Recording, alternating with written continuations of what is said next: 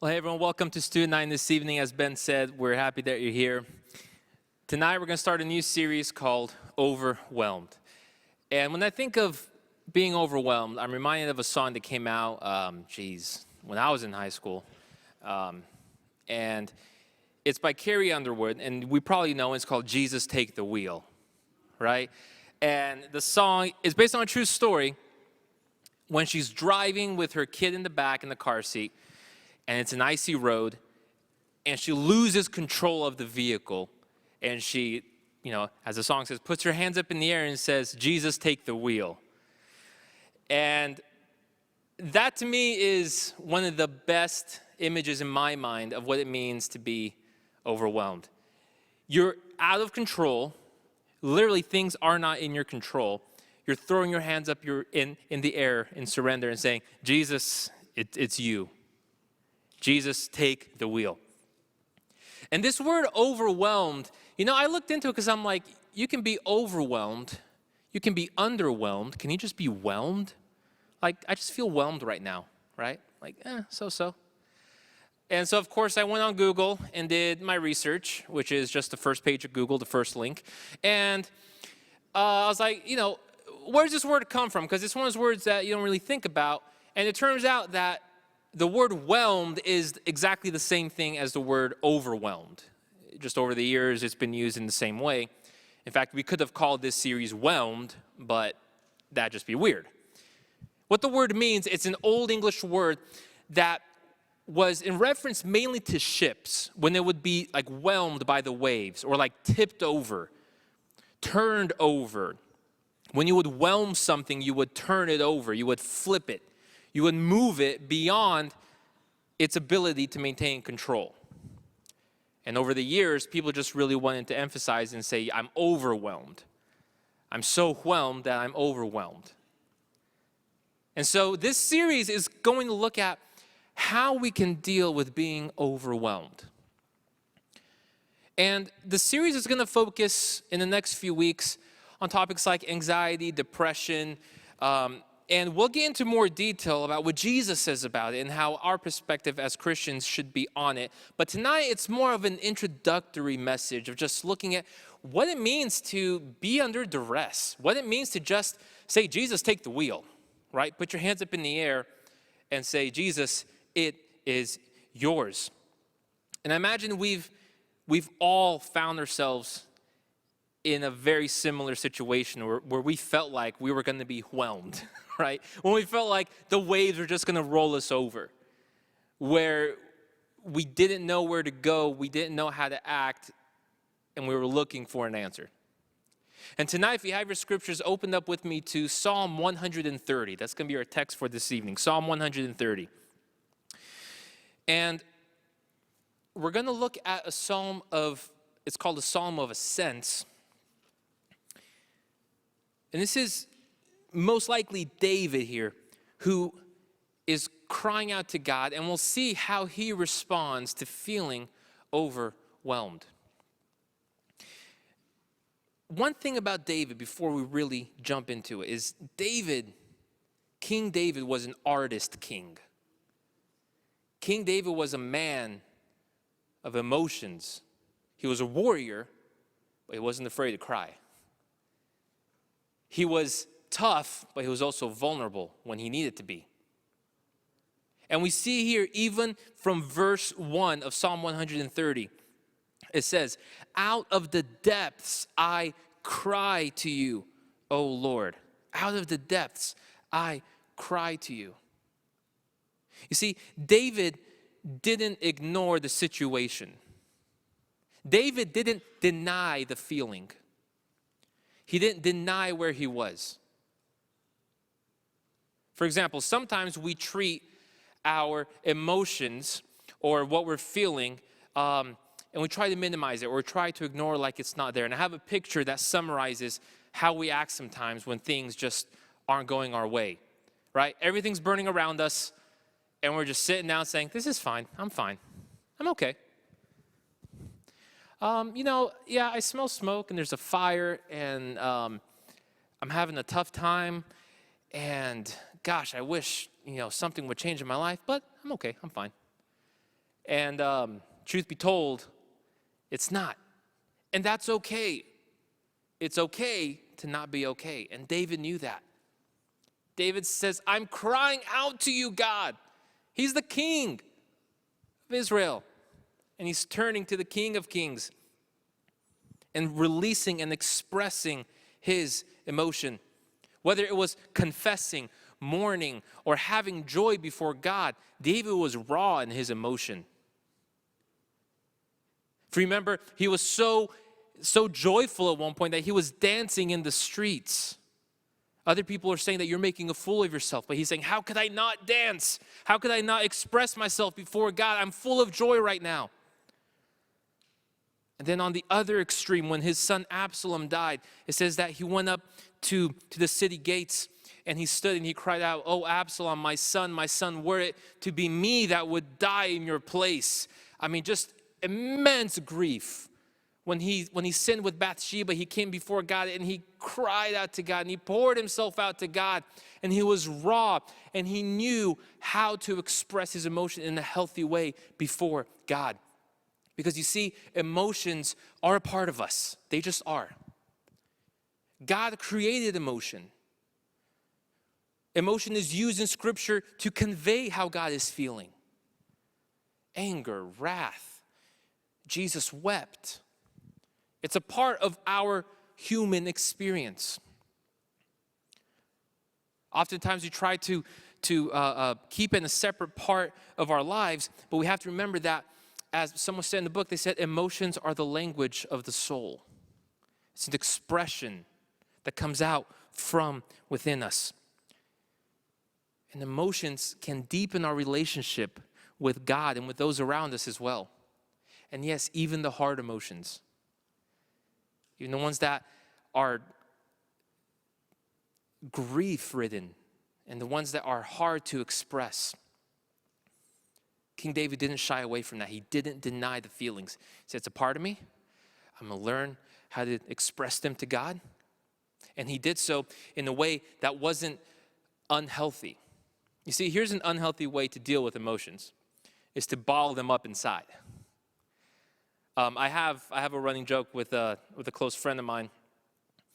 And whenever we got on a tough topic, we always say, you know what, just take that, bottle up inside and keep it there, and I'm sure it'll never pop up again, right? Don't worry about it, which of course is not true. Because you can't run away from emotions, from problems, things you have to deal with, things you have to work through. So why don't we like expressing our emotions in a healthy way before God? Well, to start off, I think there's some obvious differences, and that's, apparent here in this room. Depending on who you are, it might be easier for you to express your emotions. And I'll use the most baseline example, guys versus girls. I think I speak for most of when I say that for guys, it's pretty difficult for us to open up. I'll speak for myself, okay? I am just not good at opening up. It's not because I'm trying to clam up and not express myself. It's just how I was raised. It's my brain. I don't know. It's harder for me to open up to somebody about how I'm feeling on the inside. If you want to paralyze me with fear, come up and ask me how I'm feeling. And I'm like, oh, jeez.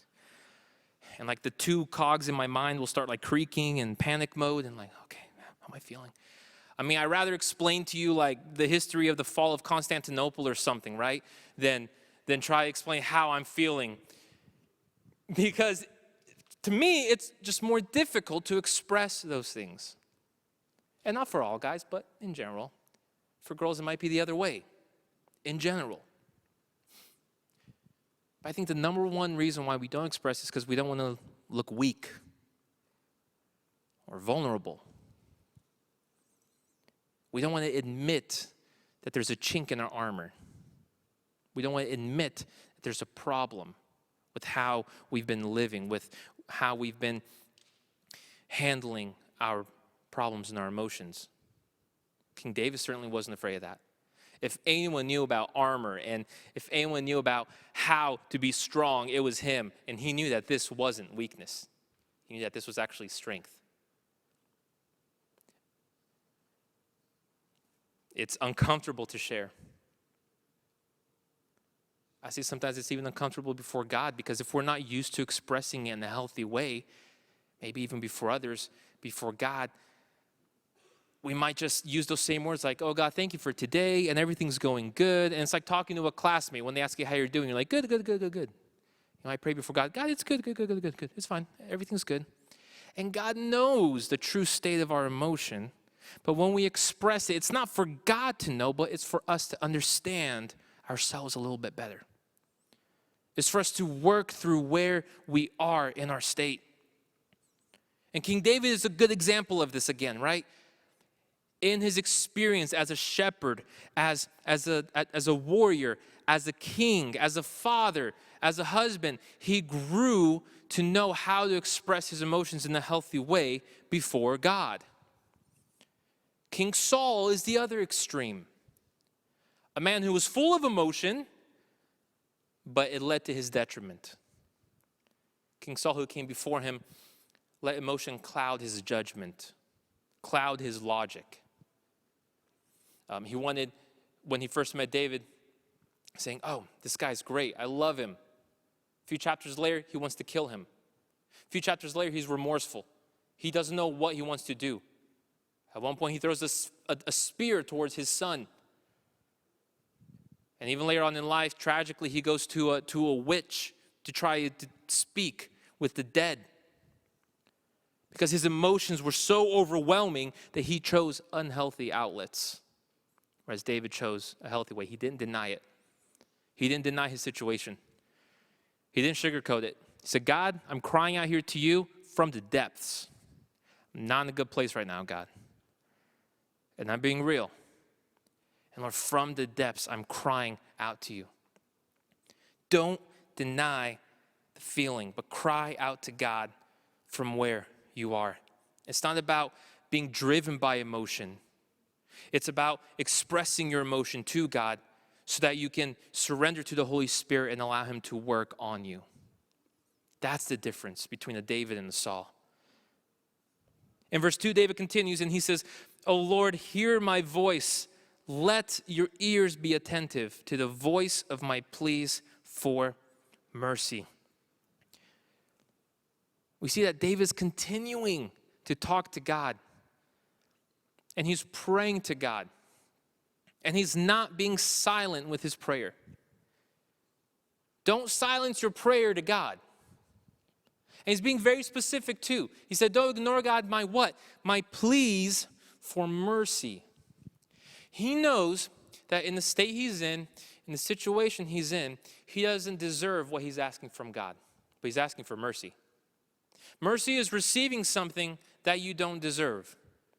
And we all know that in God's mercy, he put the wrath that was due to you and to me upon his son, Jesus Christ. And in his grace, he gave us salvation and gifts and blessings beyond measure. But in his mercy, if you imagine in the courtroom, you're guilty. You're found guilty for speeding. And the judge says, you know what? You deserve punishment, but my mercy, I'm going to take this punishment away from you. And David realizes that. He's being specific. Lord, hear my cries for mercy. He's gotten to that level in his prayer life where he knows what to ask God because he's expressed himself in such a way and he's matured in such a way in his prayer life and his spiritual growth that he's asking for mercy. I have 2 toddlers, ages 4 and 2, and they're still working through their emotions. And sometimes it's not easy. They can go from, crying and tantrums to 30 seconds later, hugging you and kissing you and like playing together. They're still working through their emotions. But I feel like sometimes in our emotions, we go to God kicking and screaming. And it doesn't scare God, right? He's got under control. But we need to work on that. We need to work on when we're overwhelmed with emotion, with feeling, we go before God. And even if our words are weak, we say, Lord, I submit to you. I'm yours. And not going from a spirit of anger or from a spirit of doubt, but growing and saying, Lord, give me faith. Help me to trust you. And we can be specific in our prayers because, again, we're not driven by emotion, right? Like King Saul was.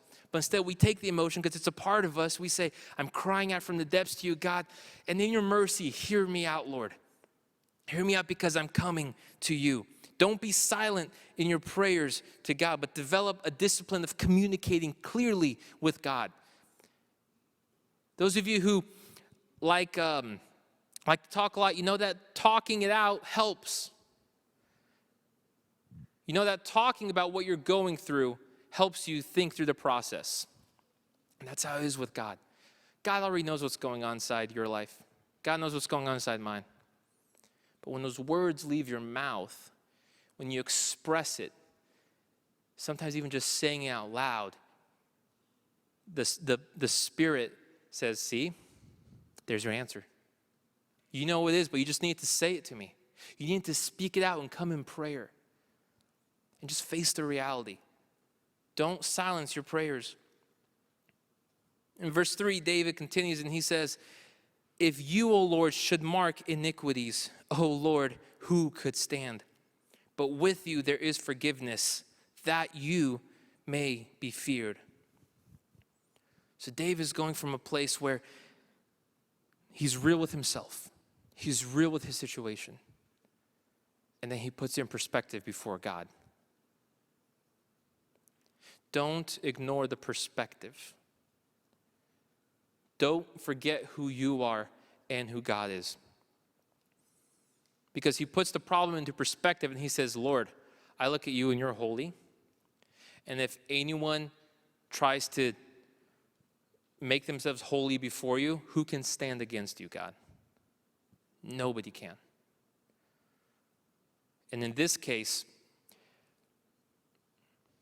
it appears that David's talking about his sin. Maybe that's his situation. Maybe that's what's causing him to be overwhelmed. He's saying, Lord, I'm looking at my sin right now. Who can stand against you? Lord, I need your mercy. I need your forgiveness. But those feelings of being overwhelmed can come from different places. It can be a sin. It can be from a situation outside of your control, or it could be maybe from yourself. If it's a sin, perhaps it's an addiction to something, a sinful source that's just causing you overwhelming grief. Just as it was with David in Psalm 32, verses 3 and 4, where he didn't confess to God his sin, and he said what? He said, my bones are wasting away because I feel your hand upon me. I feel just my conscience not leaving me alone, and I'm overwhelmed and riddled with just anxiety right now. But he knew the reason. It was because of something that he had done. Or maybe it's a situation. Maybe it's a rough patch in the relationship between you and a friend or a family member, or something that has happened to you that's out of your control. Just like we spoke about with Esther, not in her control or in Mordecai's control. Or maybe with Elijah in 1 Kings, where after he's with the prophets of Baal and he's running from Jezebel because she wants to kill him, he falls asleep under a tree and he says, Lord, that's it. I'm going to fall asleep and I just want you to take my life because I'm done. I'm done with this situation. They're going to kill me anyway. Lord, just take me. Or maybe it's something from yourself. Maybe it's a personality trait, characteristics that are causing these overwhelming feelings. Maybe it's like Moses who said, Lord, I can't speak before the Pharaoh because I stutter. Or maybe it's Gideon who says, Lord, are you sure of me? Because I'm the least in my clan and I'm the least in my family. Are you sure you want me to represent you in war? And these overwhelming feelings from looking at your own self instead of looking at God. Because you're not putting it in perspective. We're not putting it in perspective. We're looking at ourselves and our own weaknesses rather than the strength of God and what he can do. Once you identify the source, whether it's a sin, whether it's a situation, or whether it's from yourself, you take that and you put in perspective and you magnify God. I'm not saying you diminish the problem or the emotion or the situation, because it might not go away. I know many of us would like to hear the problem's simply going to go away, but that might not be the case. The New Testament is full of examples where the suffering just doesn't go away, but they put it in perspective. And they see how big God is, and they see how holy he is, in how he can affect the situation. And that's the turning point. Because even in this verse, in verse 4, there's that but in there, right in the middle of the whole psalm. But with you there is forgiveness, that you may be feared. With you there's forgiveness. Once you look at the holiness of God and you look at his power and his victory in comparison with your situation, you say, you know what? Even though this might have been from a sin, God, in your mercy, I ask for forgiveness. Lord, even though this is a situation that's out of my control, I know that you have all things in control. Lord, even though this is a characteristic trait of myself that I have self-esteem issues in this regard, Lord, I know that you can use me in spite of what I see as weakness. Lord, I believe that you have the power to change my circumstance, and you pour yourself out to God in the overwhelming tide of emotion, of situation that come against you. That's the turning point, even in this psalm where we see the psalmist David say, I'm being real, I'm not ignoring the problem or the situation. I'm not ignoring the feeling. I'm communicating to God, and I see that there's a path. Because once you do those things, you see that there's actually a path out of this. You see that there's a way from this feeling of being overwhelmed. And in verse 5, he continues and he says, I wait for the Lord. My soul waits, and in his word I hope. My soul waits for the Lord, more than watchmen for the morning. So nice, he said it twice. More than watchmen for the morning. Once David realizes his emotion, expresses it before God, and identifies the source of everything that's happening, he then waits. He waits. Don't rush the result. Wait upon the Lord. And he's talking about watchmen here. Now, watchmen in those times would stay on the city walls or the city gates at night, and they would look out into the darkness. And I imagine they're probably anxious. Anxious for a stray arrow that might fly their way that they can't see. Or anxious seeing thousands of torches come over that hill. And they're just waiting for the dawn of day to come and breathe a sigh of relief and say, oh, we're safe for another night. But there's nothing they could do to control the coming of the morning. They know it's coming. They know it's on the way. They've seen it before, but they can't do anything to control it. They just have to wait. And we said earlier, what happens when we wait upon the Lord? When we wait upon God. In Isaiah 40 with verse 31, those who wait upon the Lord shall renew their strength, mount up with wings like eagles. They shall run and not be weary. They shall walk and not be faint.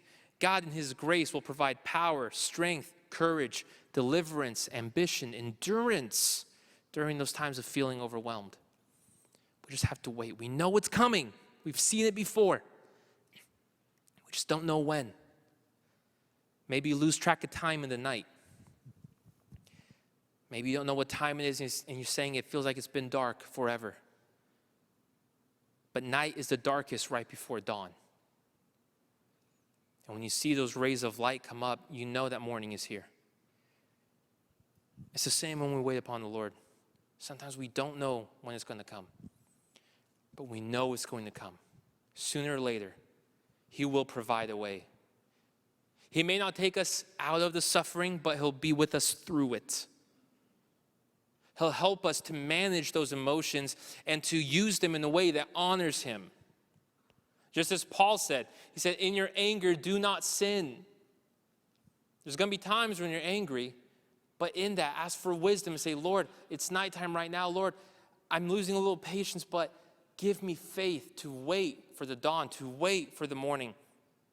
Don't fabricate your own light. Don't try to go to other sources, but wait for the dawn to come. And in verse 7 and 8, he concludes and says, O Israel, hope in the Lord, for with the Lord there is steadfast love, and with him is plentiful redemption, and he will redeem Israel from all his iniquities. Israel certainly knew about God's redemption in the past, and David is reminding his audience and reminding us tonight, don't give up hope. Don't give up hope. David was also a prophet, and he must have known somehow that there would be a redeemer for all mankind. He knew that the situation that the world found itself in was not permanent. They weren't waiting hopelessly, but they were hopefully anticipating what was to come. And we have that hope now.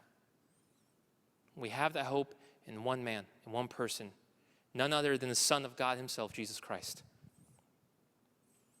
The reason for our hope, that if not in this life, in the next life, he will cease all suffering, all feelings of being overwhelmed, of anxiety, of depression. But even in this life, God says that he wants to bless us. He wants to hear our prayers. He wants to take upon himself our anxieties. And in the next few weeks, we'll see how Jesus literally says, cast upon me your anxieties. Give them to me, and I will handle them. They're not for you. We can't do a single thing about worrying for tomorrow except shorten the length of our days. It just adds stress to us. There's nothing we could do. And Jesus himself, in the next few weeks, Lord willing, we'll see how we could do this. I'd like for us to stand and invite the worship team back up here.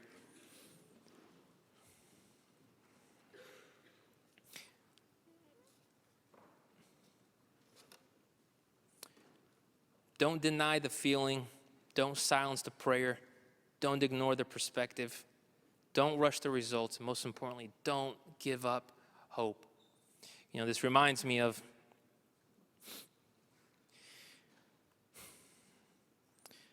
Elijah, as we said earlier, from 1 Kings, chapter 19 and verse 4 and 5. And whenever I'm feeling alone, whenever I'm feeling overwhelmed, I think of this time in Elijah's life where he had just experienced a great victory, standing up against the prophets of Baal. And the Lord showed himself to everyone through his miracle. And then the Queen Jezebel wanted to have him put to death. And he fled. And as he was in his state of depression, of suicidal thoughts, Lord, take from me my life. I don't want to live anymore. He fell asleep. And God provided for him during that time. It says that he woke up and he found bread that sustained him for 40 days and 40 nights. Just that bread, just that food alone. A supernatural power, a supernatural sustenance from God for his soul, for his body. And then God whispered to him. At one point he heard the voice of God, and he came out and he covered his face. And it says the word that the Lord whispered. And Elijah cried out to God and said, Lord, I'm all alone. I'm the only prophet left. I'm overwhelmed. I'm depressed. I just want to go. I can't handle this anymore. And God takes him and he says, Elijah, I've kept 7,000 people that have not given their knee to Baal. You are not alone. I have set aside for myself thousands of others just like you. They're crying out to me. Hear us, O Lord. Let your ears be attentive to our cry. Out from the depths I cry to you. Who can stand up before you, O Lord? And you are not alone, Elijah. And I will give you strength. Just as he did with that miraculous food, he did so in his life as well. He said, I'm going to show you the future. I'm going to show you that there's going to be a king of Israel that worships me. And I'm going to show you that there's going to be another prophet that you need to mentor and you need to raise up, because there is a future for you, and it doesn't end here. he gave Elijah hope at the lowest point in his life. And although Elijah was on the verge of just giving up, God did not give up on him. And he set aside in his providence for years and years and years people that were still worshiping God and had a plan for Elijah to anoint another prophet, to anoint another king, and to continue the work of God. I just want to say that when I read that story and I say, Lord, I believe you still have a plan for me.